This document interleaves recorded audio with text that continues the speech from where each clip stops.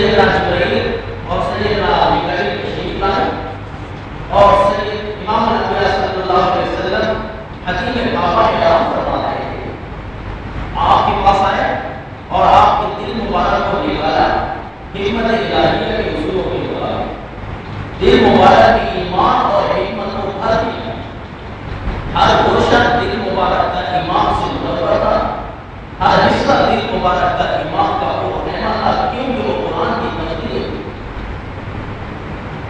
شام ایک فرشتہ ہی اپنا نظارہ کر رہا ہے، اور وہ بھی سید الملائکہ اس دل کا احاطہ وہ کر رہا ہے، ورنہ تو حقیقی احاطہ تو اللہ ہی کو ہوتا ہے۔ یہ بات پیغمبر کی شام کی دن ہے صلی اللہ علیہ وسلم۔ وہاں سے آپ مسجد حرام سے تشریف لائے، اس وقت تقریباً مہینوں کا سفر بنتا تھا۔ وہاں سے بیت المقدس آئے اور آپ نے اپنی سواری کو وہیں باندھا جو بیرا کی طرف سے براق عطا ہوا تھا، جس کی ایک پہلا قدم وہاں دکھتا تھا جہاں حد انسانیت کی نظر پہنچ جایا کرتی ہے،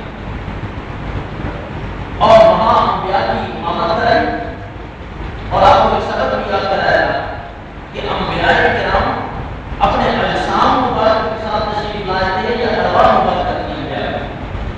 سادہ سی بات ہے کہ انبیاء کرام کی ارواح نے نہیں لیا، نہ یہ کہ اصل انبیاء کرام اپنے جسد مبارک کے ساتھ تشریف لائے تھے، کیونکہ قانون خداوندی ہے کہ جب اس جسم سے روح نکل جاتی ہے قیامت تک وہ واپس نہیں آ سکتی۔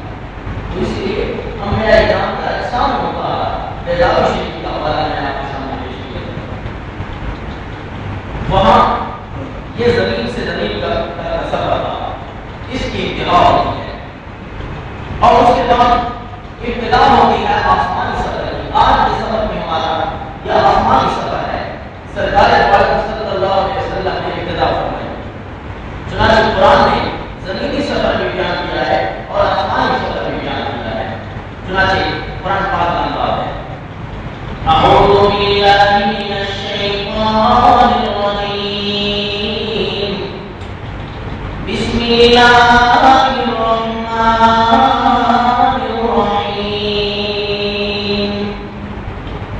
سبحان الذي أسرى بعبده ليلا من المسجد الحرام إلى المسجد الأقصى الذي باركنا حوله لنريه من آياتنا إنه هو السميع البصير۔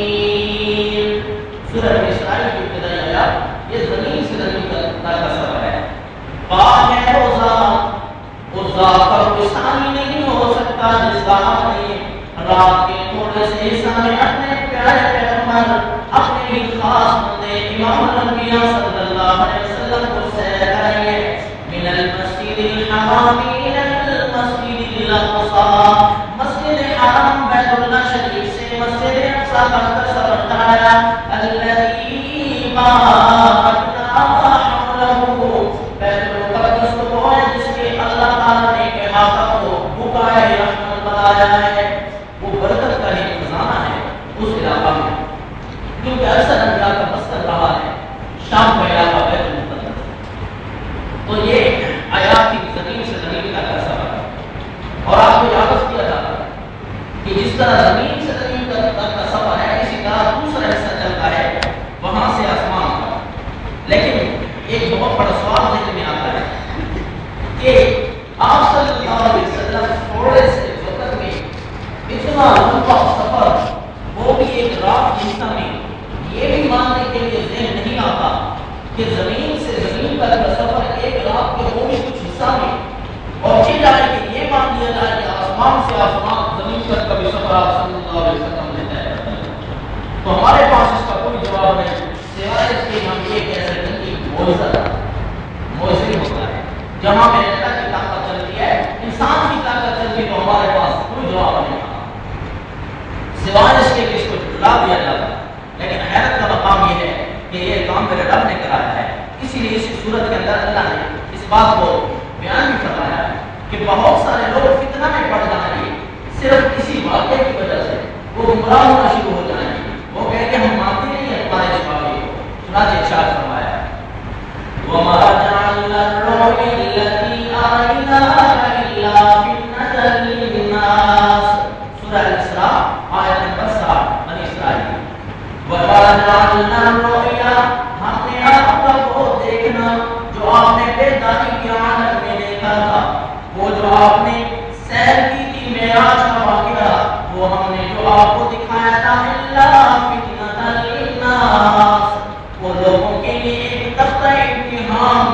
ہوا ہے، بہت سارے لوگ اس کو تسلیم نہیں کرتے، لیکن پیارے دوستوں ذرا یہ بتائیے کہ معجزہ کہتے ہی اس کو ہے کہ جو عاجز کر دیتا ہے، دنیا کی کوئی طاقت وہاں تک پہنچ نہیں سکتی جہاں میرے اللہ پہنچاتے ہیں۔ یہ آپ کو میں نے اصول سمجھایا تھا، بتایا تھا کہ دیکھو چھری کا کام ہے کاٹنا، لیکن اس کو قانون سے ہٹا کر چھری چل رہی اور اسے کاٹنے نہ دیا جائے، اسے کیا کہیں گے معجزہ۔ مثلا چھری اپنے پورے زور کے ساتھ چلتی ہے تو گلا کاٹ دیتی ہے، لیکن پیغمبر حضرت ابراہیم علیہ السلام زور لگاتے ہیں پر چھری کاٹتی نہیں ہے۔ اسی لیے آپ کا کام ہے اصول کے مطابق آپ کو جلایا کرتی ہے، لیکن جس آپ کو ٹھنڈک کے لیے بنا دیا جائے تو یوں سمجھیے کہ یہ معجزہ ہے اور قانون عام قانون سے ہٹ کر ہے۔ تو اس لیے تھوڑا سفر وہ مہینوں تک بھی پہنچ جایا کرتا ہے۔ آپ صلی اللہ علیہ وسلم کی اسفار تقریبا حدیث شریف میں موجود ہے۔ مثلا آپ صلی اللہ علیہ وسلم نے سفر کیا، مدینہ سے مکہ تک تشریف لائے، بہت بڑا زمانہ لگا، بڑا عرصہ لگا، دن لگے، بڑے کام طے ہوئے، لیکن یہ کیا ہوا کہ مکہ سے لے کر مسجد بیت المقدس تک پہنچے، وہ بھی ایک لمحہ میں، پتہ بھی نہ چلا رات کے تھوڑے سے حصہ میں۔ اور پیارے دوستوں آپ کو ایک بات سمجھاتا ہوں کہ زمین سے آسمان تک کا سفر کتنا ہے، زمین سے آسمان تک کا سفر کتنا ہے، دنیا کی کسی کمپیوٹر نے اس کو احاطہ نہیں کیا آج تک، کوئی نہیں بتا سکتا کہ زمین سے آسمان کا سفر کتنا ہے۔ اسی لیے بعض فلاسفہ اور بعض سائنسدان جو دہریت کی طرف راغب تھے انہوں نے انکار ہی کر دیا کہ اوپر آسمانی کوئی نہیں، لیکن ایک طرف پتہ نہ ہونا چیز کی عادت پر تو دار نہیں ہوتا نا کہ ایک چیز مجھے پتہ نہیں ہے تو میں کہتا ہوں وہ ہے بھی نہیں، یہ تو ممکن نہیں ہے۔ زیادہ سے زیادہ کہہ سکتا ہوں کہ مجھے پتہ نہیں ہے کہ نہیں، مجھے اس کا پتہ نہیں ہے۔ تو ایک بات یاد رکھیے، یہ جو ہمارے سامنے سورج ہے، ہم کو صحیح طریقے کے مطابق اس کے سفر کو بھی کور نہیں کر سکے آج تک کہ اس کا سفر زمین تک پہنچنے میں کتنا ہے۔ صرف کنائے ہیں، اندازے ہیں کہ روشنی کے اتنے سفر کو اگر کور کر دیا جائے تو سورج اتنے سالوں کے فاصلے پر ہے ہم سے، تو یاد رکھیے یہ بھی صرف ایک قیافے ہیں، یہ کوئی حقیقی بات نہیں ہے، ورنہ حقیقی سفر کو صرف اللہ ہی جانتا ہے۔ جو ظاہر نظر آنے والی چیز ہے یہ سورج، ہم جب اس کے سفر کو کاؤنٹ نہ کر سکے تو آسمان کے سفر کو ہم کیسے کاؤنٹ کریں گے؟ تو آسمان کا سفر جو ہے اس سے بھی بڑا ہے۔ تو ایک احاطے قرآن کی روایتوں کے مطابق اس کو جتنا بھی بڑھا دیا جائے مان لیا جاتا ہے کہ 500 سال کی مسافت ہے، 500 سال، لیکن ایک 500 سال مانے ہیں اور ایک 500 سال نوری سال کہتے ہیں۔ نوری سال یعنی روشنی کا سفر کے مطابق، روشنی ایک سیکنڈ میں لاکھوں میل سفر کرتی ہے، اس کو اگر کاؤنٹ کر دیا جائے تو یہ بہت بڑا جغرافیہ ہے۔ اگر اس کو آدمی طے کرے پڑھے تو سوچنے کی بات یہ ہے کہ کم از کم یہ زندگی انسانی متحمل اس چیز کی نہیں ہے کہ آدمی آسمان تک پہنچ جائے۔ انسانی زندگی کم از کم اس بات سے انکار کر دے گی، انسان اپنی پوری زندگی سفر کر دے لیکن وہ آسمان تک تو ہو جا، آسمان کی شاید 10ویں حصے تک بھی نہ پہنچ سکے، اتنا سفر بھی طے نہیں کر سکتا۔ لیکن دیکھیے ایک رات وہ بھی پوری نہیں، لیکن نن اور تقریر کے لیے نہیں ہے کہ رات کے کچھ حصہ میں اللہ تعالیٰ نے سفر کرا دیا، تو پیارے دوستو ہو سکتا ہے کہ، لیکن یاد رکھیے یہ واقعہ ہوتا ہے انبیاء کے لیے، یہ معجزہ ہے انبیاء کا، لیکن آپ نے کبھی یہ نہیں سنا ہوگا کہ آپ صلی اللہ علیہ وسلم نے پورا قرآن ایک سیکنڈ میں پڑھ دیا، کبھی سنا ہے؟ یہ کبھی نہیں سنا ہوگا کہ آپ صلی اللہ علیہ وسلم نے، حالانکہ نبی ہے، اتنا بڑا جو سفر طے کر لیتے ہیں، گھنٹوں کی بات، سالوں کی بات، مہینوں کی بات سیکنڈوں میں حل ہو رہی ہے کہ وہ آسمان تک پہنچ گئے، لیکن یہ کبھی سننے میں نہ آیا ہوگا، کسی صحیح حدیث میں نہیں آیا کہ آپ صلی اللہ علیہ وسلم نے ایک سیکنڈ میں قرآن پڑھ لیا۔ تو اسی لیے یہ باتیں ہمارے ذہن میں گردش کرتی ہیں نا کہ سیدنا علی رضی اللہ تعالیٰ عنہ گھوڑے پر سوار ہونے لگے، ایک رکابی میں پاؤں ڈالا اور دوسرا پاؤں ڈالتے ہوئے آپ نے پورا قرآن پڑھا۔ پھر دیکھیے نبی صحابی کا درجہ اپنا ہے، صحابی کے درجوں کو جھوٹ سے ثابت کرنے کی ضرورت ہی کیا ہے جب اس کا درجہ قرآن سے ثابت ہے۔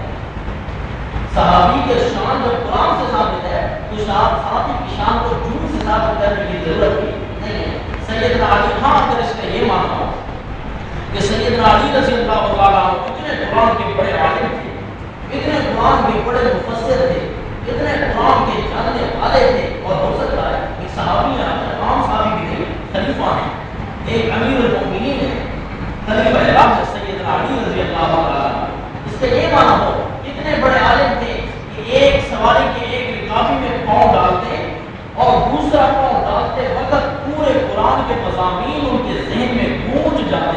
یہ بات ہو سکتی ہے، یہ ہو سکتی ہے. یہ تو ابھی آپ بیٹھے ہیں، میں آپ کے سامنے پورے قرآن کا چند منٹوں میں خلاصہ بیان کر دوں کہ آپ کے ذہن میں بھی پورا قرآن گردش کر گیا کہ نہیں. یہ تو ذہن کے مبارک ہونے کی دلیل ہے، نہ یہ کہ انہوں نے پڑھا. تو اس لیے پیارے دوستو یاد رکھیے گا، بہت ساری خرافات جو ہمارے ذہنوں میں موجود ہیں، قرآن و سنت اس کو حل کرتا جا رہا ہے.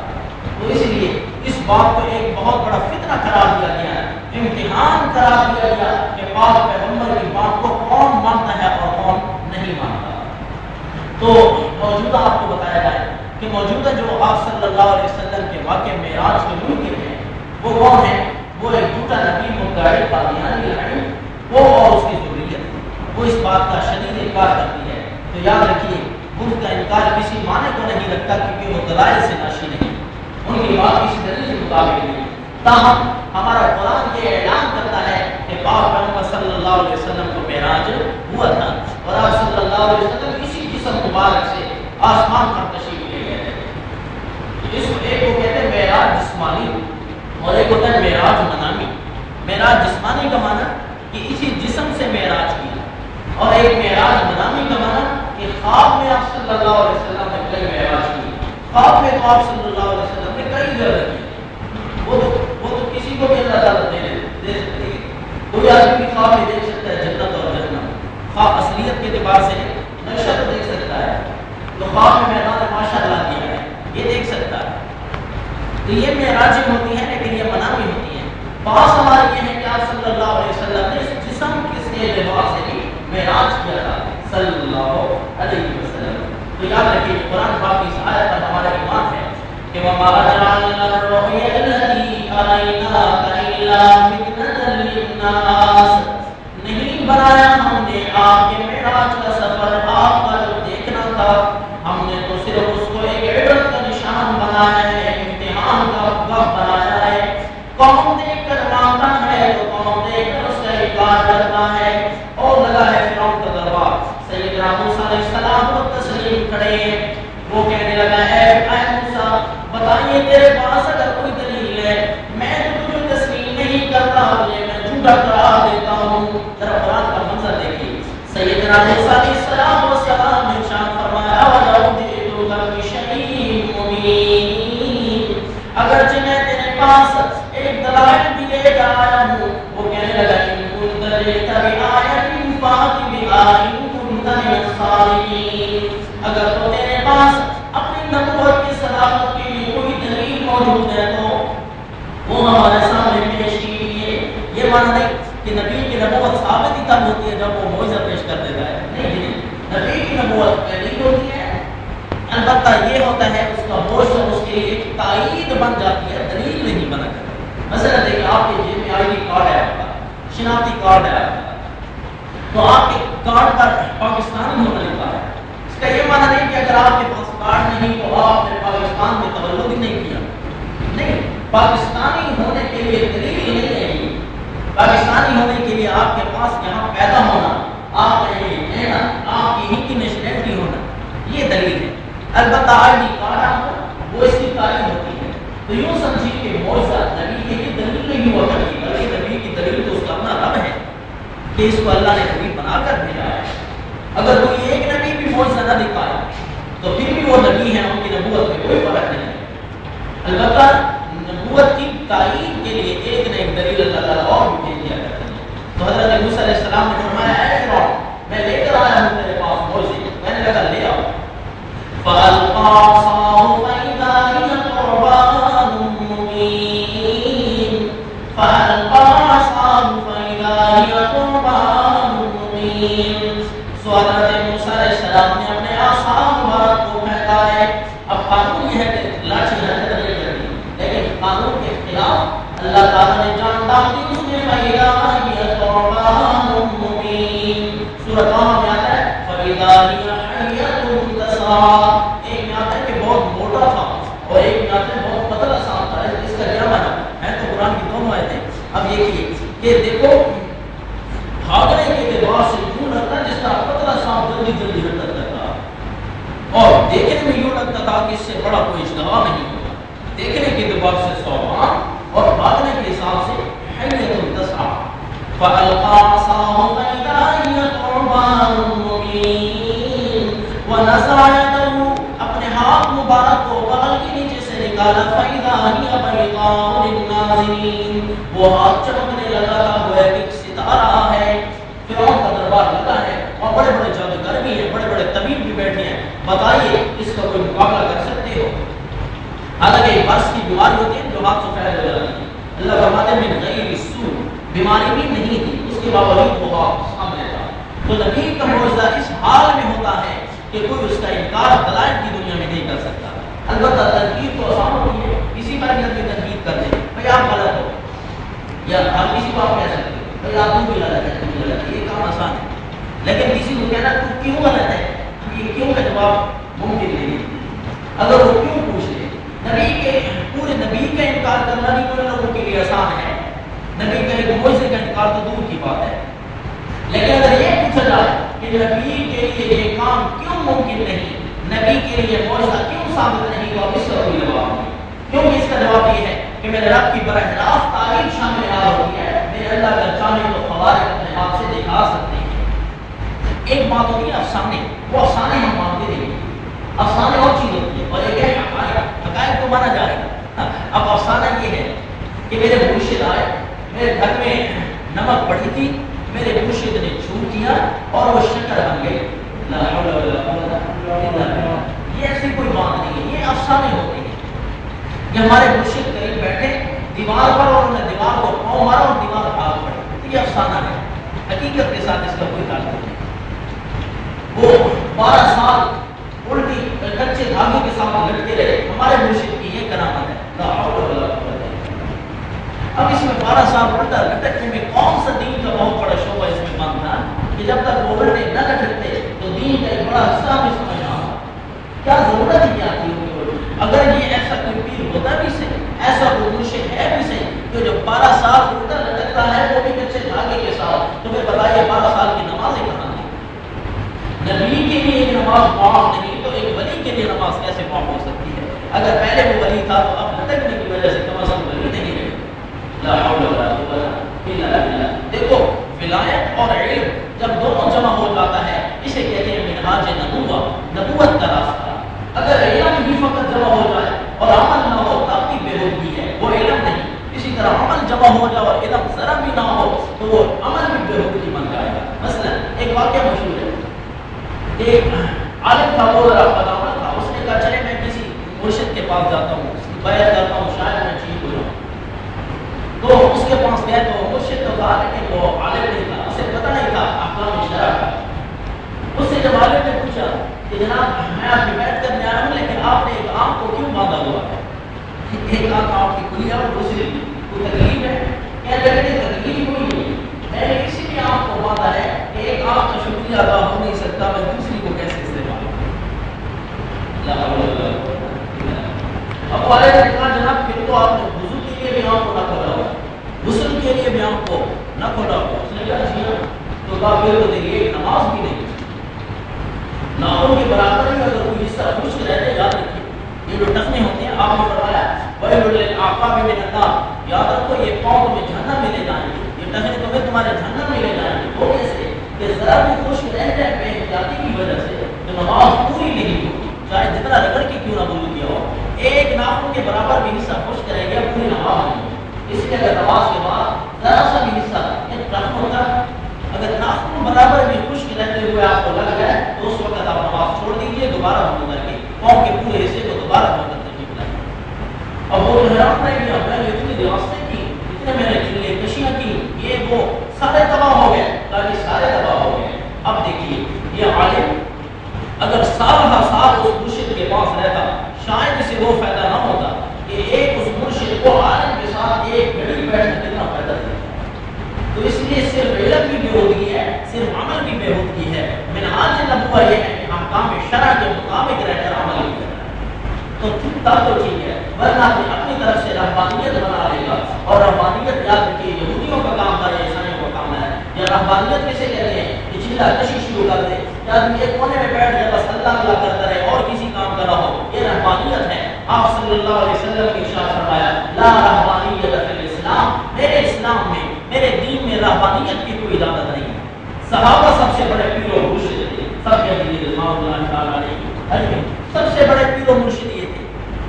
لیکن یاد رکھیے انہوں نے کبھی آپ کو کسی کے بارے میں نہیں سنا ہوگا کہ فلاں صحابی کی اتنی موٹی تسبیح تھی، فلاں صحابی کے تسبیح کے اتنے گھنٹے تھے، فلاں صحابی کی تسبیح اتنی زیادہ تھی، وہ اتنی صبح سے لے کر شام تک پڑھا کرتے تھے. نہیں، یاد رکھو یہ اعلی تذکیر ضرور ہے. آدمی ہاتھ پر اس کو ناپ لے یا دھاگے سے اس کو ناپ لے یا اپنی پتھر سے اس کو ناپ لے، یہ بات الگ ہے. وہ اعلی تذکیر اپنی جان دھیانے کے لیے تو کوئی حرج نہیں ہے. اگر نظام اسی کے رہ سکتی ہے اس میں تسبیح بھی رہ جائے تو اتنی بڑی حرج نہیں ہے. لیکن یہ ہے کہ صحابہ اکرام نے جہاد بھی کیا، صحابہ اکرام بھاگتے دوڑتے نظر آئے، ٹریننگ کرتے نظر آئے، ایک دوسرے کے ساتھ ملتے نظر آئے، اخلاقیات سکھاتے نظر آئے، قرآن و حدیث سکھاتے نظر آئے، رکوع اور سجدے کی حالت میں بھی نظر آئے. یہ تو صحابہ کا طرز عمل تھا. ایمان بھی ہو، عمل بھی ہو، علم بھی ہو، جب یہ سب یکجا ہوتی ہے تو اس کو کہتے ہیں منہاج نبوت. یاد رکھیے مرشدوں کی غلط کرامات بیان کرتے ہوئے ان کی بلاج کو ثابت نہ کیا جائے. افسانے تراشی اور چیز ہے، حقیقت اور چیز ہے. تو اس لیے میرے نبی کے بہت سارے کرامات، میرے نبی کے بہت سارے معجزات تقریباً تمام اخبار آپ کو اکٹھا کر دیا جائے 300 کی تعداد ہے. 300 تعداد آپ صلی اللہ علیہ وسلم کے معجزات متعلق بات بات کہ آپ صلی اللہ علیہ وسلم کے معجزات، لیکن سارے معجزوں کو پیچھے چھوڑ دیا ہے تو ایک معجزہ وہ ہے اللہ کا قرآن. اس سے بڑا کوئی معجزہ نہیں. اسی کو قرآن کہا گیا ہے جو بہت بڑا معجزہ ہے. اب یہ کیسے معجزہ ہے؟ ہمارے سامنے کوئی اگر عربی ایک عبارت لکھ کر لائے کہ یہ اسٹیٹمنٹ میں نے آپ کے سامنے پیش کی ہے کہ قرآن کی مثلا سورۃ الاعراف کی آیت نمبر 101 کا میں نے مقابلہ کیا ہے. کسی آیت کے بارے میں بھی کہہ دیں یہ میں نے عربی عبارت لکھی ہے کہ قرآن کی فلاں آیت کا مقابلہ میں نے کیا ہے. تو بتائیے ہمارے پاس کوئی جواب ہے؟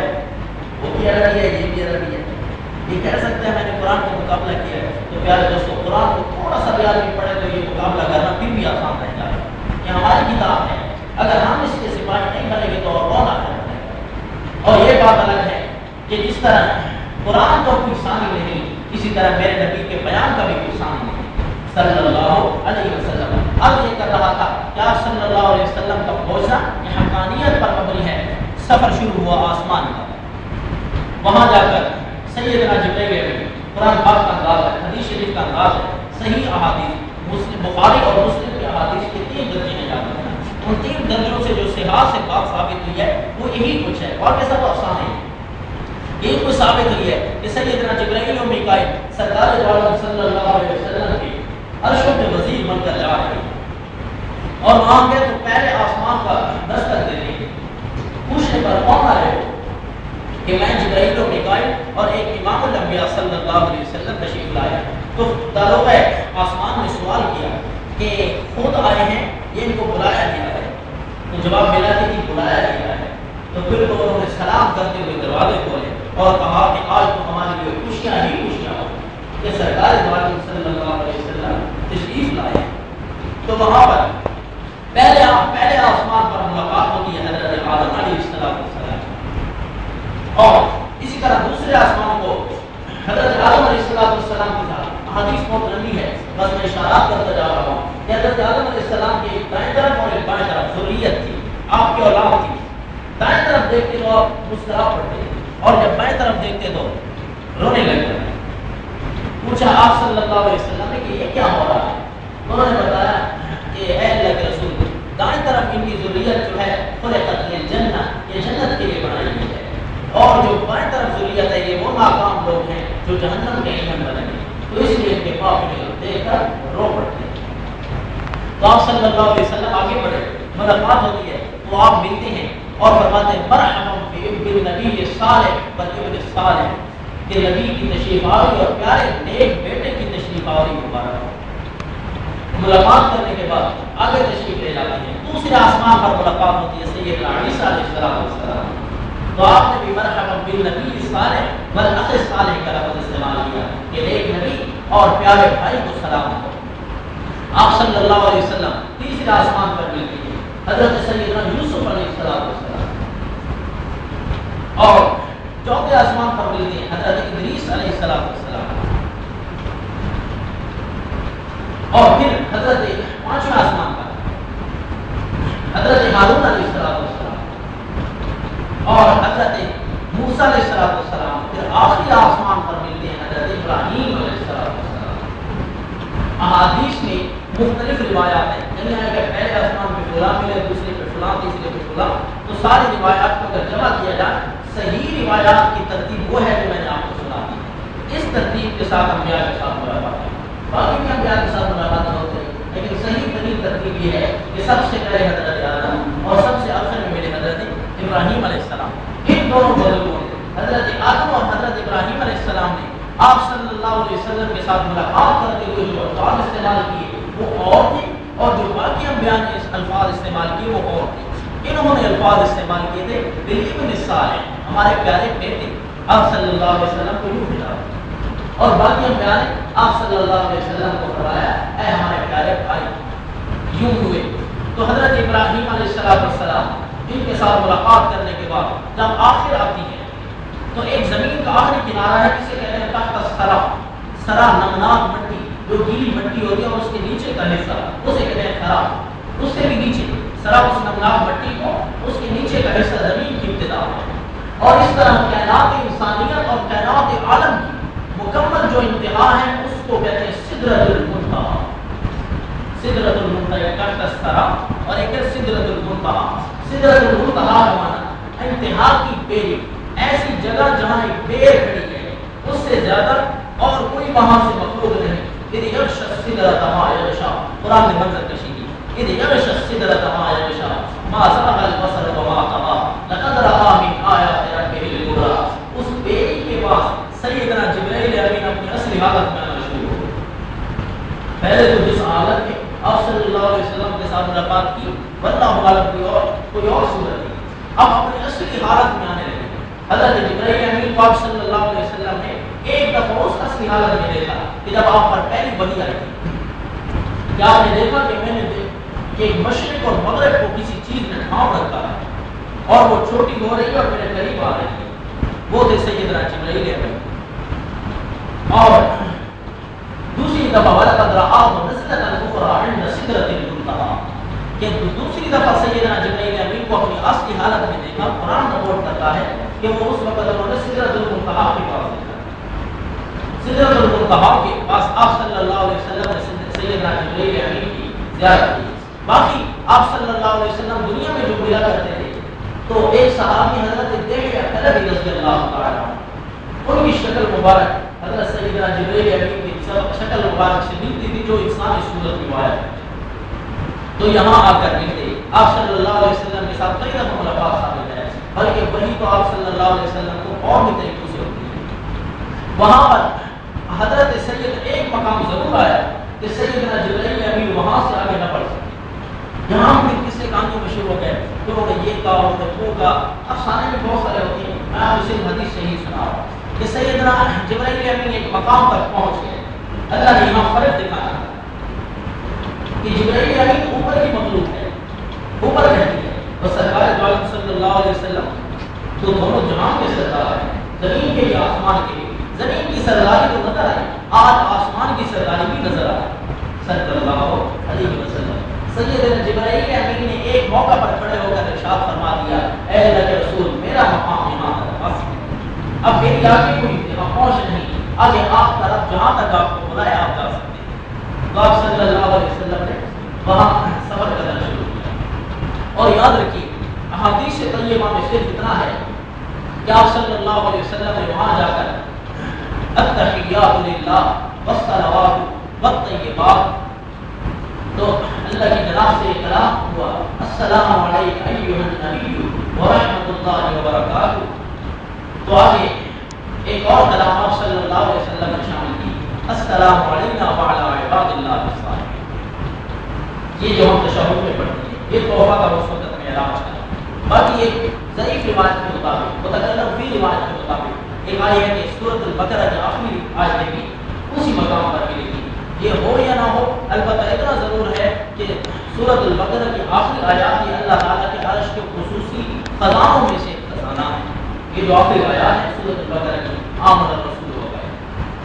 تو سیدنا جبرائیل وہاں تک نہ پہنچ سکے، وہاں آپ صلی اللہ علیہ وسلم گئے، لیکن وہاں یہ ہم آگے جا کر اپنی طرف سے کوئی اگر افسانے گھڑنے شروع کر دیں کہ آپ تو ایک انسان نہیں تھے، حقیقت میں آپ کوئی اور چیز تھے، باہر میں انسانی لبادہ آپ نے اوڑھا تھا، جو آپ وہاں گئے تو آپ کا لبادہ انسانیت اتر چکا، نعوذ باللہ من ذالک، اور وہاں جا کر اللہ تعالیٰ کے نور کے ساتھ مل گئے. لا حول ولا قوت الا باللہ. ایسی باتیں بھی کوئی نہیں ہے. جہاں تک پیارے دوستو ہمیں حدیث پہنچا رہی ہے وہاں تک تو ہم جائیں. ایک چیز کو جب ہم نے نہ اپنی آنکھوں سے دیکھا، نہ ہم نے کسی اور سے کوئی اور رپورٹ کر سکا، ہمیں ایک بات میرے نبی نے صرف آ کر بتائی ہے، اس سے مزید ہم آگے نہیں بڑھتے.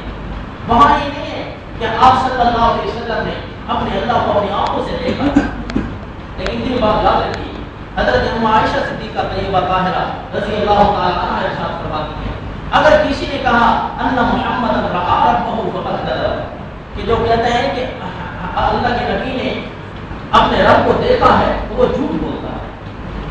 اور لیکن ایک بات یاد رکھیں، احتیاط میں رکھنا کہ ایک صحابی فرماتی ہے کہ اللہ کے رسول نے دیکھا ہے، وہ بھی صحابی ہے اور ہم بھی صحابی ہیں، بقیہ امت ہے، کسی کو آدمی چھوڑ نہیں سکتا. ایک فیصلہ کر لیجیے آپ، وہ یہ ہے کہ میری امی بھی ٹھیک ہے اور دوسرے صحابی بھی فرمانے والے ٹھیک ہے، کیونکہ سارے صحابہ ہیں.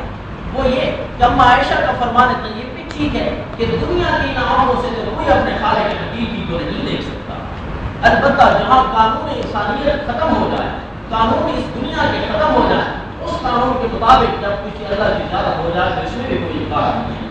واللہ عالم، یہ کوئی ایسے فرقہ بنانے کا معیار نہیں ہے کہ آپ اس پر جھگڑے شروع کر دیں. جیسے کیسے ہوا کلام ضرور ثابت ہے، لیکن ملاقات یہ میرے اللہ کو پتا ہے آپ صلی اللہ علیہ وسلم کو کیسے زیارت ہوئی. اتنی بات ضرور ہے کہ اللہ انسان اللہ اپنے اللہ کی زیارت ضرور کر سکتا ہے، وہ تب جب جنت میں ملاقات. انشاءاللہ اللہ تعالیٰ اپنے مومنوں کو جب سارے انعامات مکمل کر چکیں گے تو اللہ پوچھیں گے اب آخر میں کیا رہ گیا. سارے حیران ہوں گے کہ اب آخر میں کیا رہ گیا. سارے کسی سوچ میں ہوں گے. اللہ تعالیٰ فرمائیں گے کہ اچھا تمہیں ایک میں اور چیز دینے لگا ہوں، وہ ہے اپنے رب کا تمہیں دیدار، وہ تمہیں نصیب ہوتا ہے. تو اس وقت ساری جنت کے اہل جنت جب بھی اپنے اللہ کا دیدار کرائیں گے ساری جنت بھول جائے، ساری چیزیں بھول جائیں گی. اس سے بڑی تو کوئی نعمت نہیں ہے. البتہ یہ بھی ضرور ہے قرآن خود کہتا ہے الا ربها ناظرہ، اپنے رب کی طرف دیکھنے والے مومن کیسے ہیں. اللہ تعالیٰ ہم سب کو اپنی زیارت طیبہ نصیب فرمائے. تو یہ حقائق تھے کہ آپ صلی اللہ علیہ وسلم وہاں سے واپس تشریف لائے. مشرکین نے نئی نئی باتیں کرنی شروع کر دیں کہ لو جی پہلے کچھ کہتا تھا اب کچھ کہتا ہے، پہلے کہتا تھا یہ کر لو وہ کر لو، اب اور باتیں کرنے لگ جاتا ہے کہ اب میں آسمانوں تک بھی ہو کر آیا. نعوذ باللہ من ذالک. تو وہاں اللہ تعالیٰ نے قرآن کی آیت نازل کر دی ما جعلنا الرؤيا التي أريناك إلا فتنة للناس والشجرة الملعونة في القرآن، کہ آپ کے دکھلانے کو ہم نے لوگوں کے لیے آزمائش ضرور بنایا ہے. اب دیکھتے ہیں کون مانگا. تو نبی کی معیار حقیقت صداقت کے معیار کو اللہ نے آخر تک پہنچایا کہ جو نبی کو سچا کہتا ہے وہ اس مقام تک کیا اگر آپ سچا کہتا ہے تو پھر تو صحیح ہوا. تو واقعہ معیار بیان کرنے کا مقصد یہ تھا، دو بار ہم نے اس کے دو حصے بیان کیے ہیں. اب مقصد یہ تھا کہ بہت سارے ہمارے یہاں افسانے مشہور ہیں اس واقعے میں متعلقہ، ان خدشات کو دھویا جائے. اس میں کوئی حدیث میں ڈیٹ نہیں بتائی گئی کہ فلاں ڈیٹ کو آپ صلی اللہ علیہ وسلم فلاں تاریخ کو آپ نے معراج کیا تھا، لہٰذا ہم اس تقریب کو اس تاریخ کو ہم اپنی طرف سے کوئی نہ کوئی تاریخ وضع کر لیں، یہ کر لیں وہ کر لیں. اس بات کی حدیث میں قدر کوئی اجازت نہیں ہے. ہم اپنی طرف سے یہ نہیں کہہ سکتے کہ آج معراج ہے آج سارے رات پر پڑھیں، آج معراج ہے آج ہم نے صبح کو روزہ رکھنا ہے، آج معراج ہے آج ایک دوسرے کے گھر میں تحائف بھیجیں گے فخرے بھیجیں گے. ہم بھیجیے اللہ تعالیٰ ہمارے کو نصیب کرے تحاف حدیث میں توفیق دو محبتیں بڑھیں گی. لیکن یہ نہیں ہے کہ کسی تاریخ کو محسوس کر کے جو نیکی میرے صحابہ نے نہیں کی ہمیں بھی کرنے کی اجازت نہیں ہے. اللہ تعالیٰ